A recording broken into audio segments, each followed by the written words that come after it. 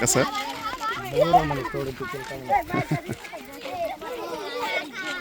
बरोबर.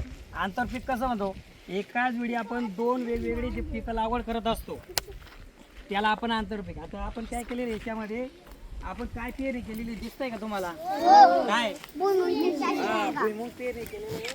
आणि त्याच्यामध्ये आपण आंतरपीक म्हणून आपण आता 1 जानेवारीला आता पपईची लागवड केलेली. हे पहा, हे छोटंसं जे झाड आहे ना, हे आपण 6 फुटावर हे पपईचं झाड लागवड केलेली.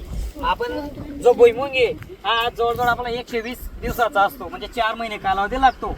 4 महिने निघाल्यानंतर मग नंतर पूर्ण 1 वर्षभर हे पपईचं पीक याच्यामध्ये राहणार आहे. म्हणून आपण आता डबल पीक घेतलेलं, याला आपण आंतरपीक म्हणतो आपण. म्हणजे एकाच वेळेस 2-3 अनेक पिकांची जी लागवड करतो एका क्षेत्रामध्ये त्याला आपण आंतरपीक म्हणतो आपण. म्हणून याच्यामध्ये आपण भुईमुग आहे आणि प्लस याच्यामध्ये आंतरपीक म्हणून आपण आता पपई आणि तिथं कांदा आहे आणि कांद्यामध्ये पण पपई घेतलेली आहे आपण. म्हणजे आपण जवळजवळ 90 दिवसाचा जो कांदा आहे तो निघून जाईल आणि नंतर आपण 1 वर्ष तिथं पपईची आपण त्या प्लॉटमध्ये पपई राहणार आहे. जी भुईमुग आहे याला कोणत्या पद्धतीने पाणी देणार आहे बरं सांगा? नाही आपण आता आपण काय केलेलं आहे, भुईमुगला आपण साठी पद्धतीने पाणी देणार आहे बरोबर.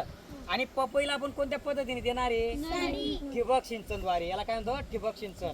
मग तिला आपण आहे ना ते ठिबक सिंचन हे प्रत्येक झाडाच्या जवळ पाणी देतं आणि पाण्याची बचत होते. म्हणजे योग्य वेळी आपण पाणी कमी कालावधीमध्ये पाणी आपण त्या झाडाला देऊ शकतो. म्हणून आपण जर आपल्याला पपईला पाणी द्यायचं आहे तर आपण ठिबक सिंचनद्वारे आपण पाणी देणार आहे.